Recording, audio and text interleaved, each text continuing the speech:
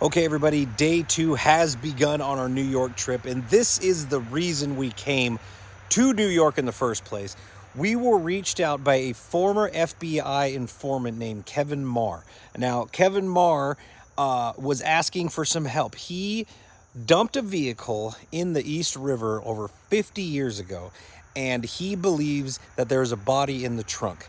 And at the time, he was a car thief. He was working for the mafia, and he was ordered to put this car in the water by Roy DeMeo. That's how you pronounce it.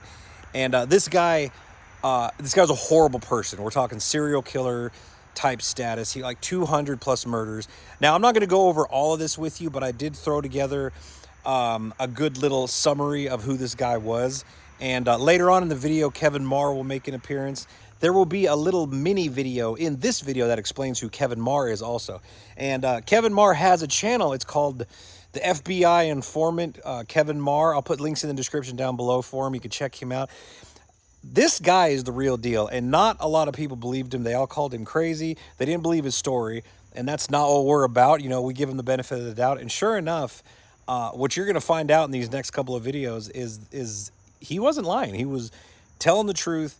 And we may have really cracked this open and got something big started. So I'll get into all of that later. This is all going to come out, but let's start the video off and show you what we did on day 2. Will you stop with that camera, ready? This guy's nuts. Roy DeMeo was a notorious figure in the New York City underworld during the 1970s. He was associated with the Gambino crime family, one of the 5 prominent mafia families in the city. Known for his ruthless efficiency, DeMeo led a crew of loyal and deadly enforcers called the DeMeo Crew.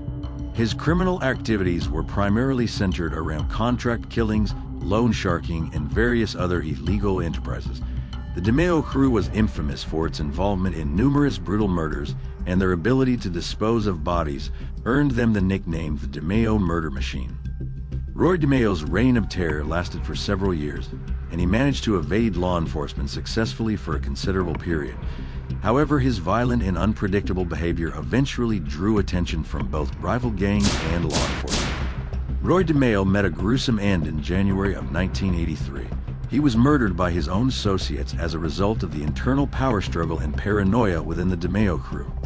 The exact details of his death were not widely known due to the secretive nature of organized crime. According to various reports, Roy DeMeo's body was found inside his car, parked near the Brooklyn waterfront. He had been shot several times in the head and chest. The location and matter of his murder suggests that he was likely lured to the spot, making it an execution-style killing. Roy DeMeo's story remains a haunting reminder of the ruthlessness and dark allure of organized crime in New York City during that tumultuous era. His legacy as a cold-blooded and feared mobster still lingers in the annals of criminal history.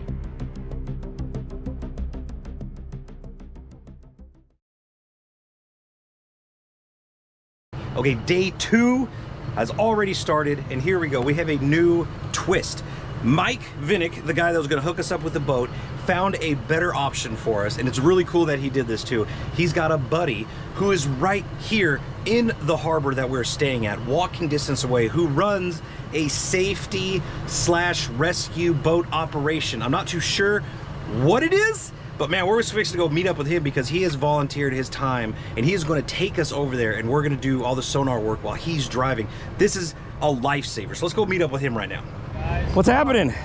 What's up, man? I'm Sean. Jeremy. Nice to meet you. Nice meeting you too. What's up, man? How you doing? Pretty good. Cool. All right, let's roll. Okay.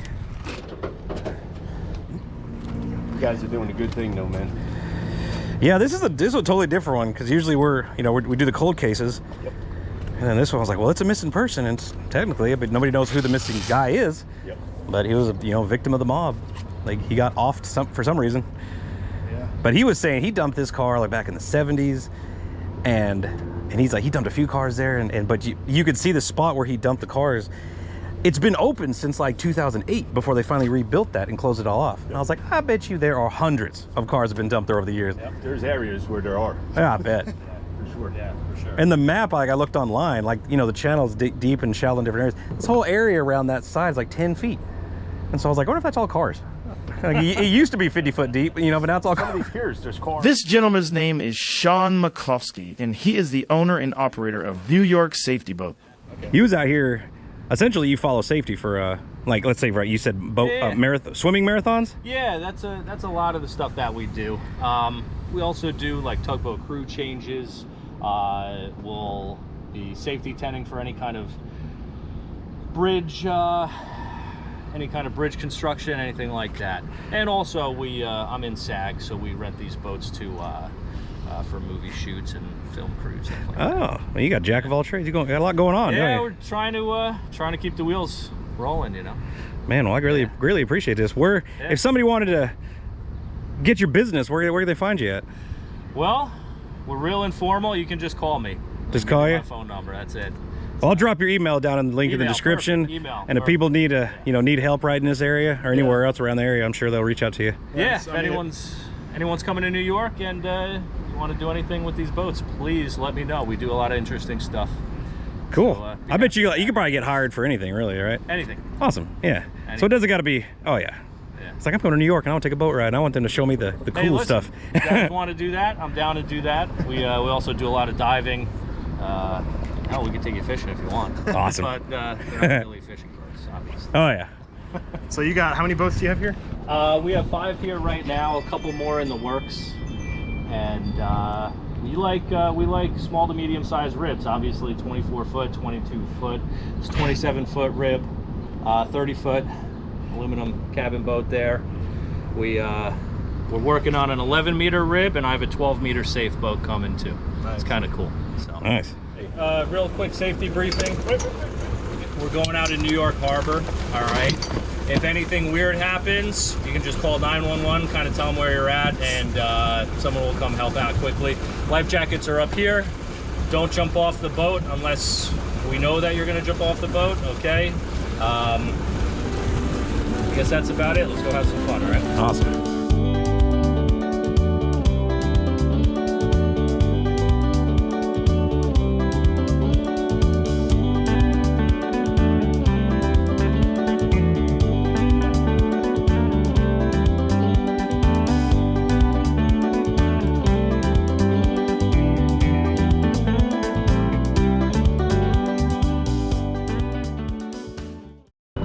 We are halfway there. We had to stop and do a little bit of organizing real quick, but man, this is crazy. I've never seen like it. Look at that. There's helicopters flying around, there's boats everywhere, ferries. The water is crazy. I'm so grateful for this for this guy to help us out, dude. I can't tell you how grateful I am. So if you're watching this video, thank you. This is amazing. Listen, there'll be a point. I just really hope we find something and then dive on it. Dive in this water is going to be impressive too. Let's take one thing at a time.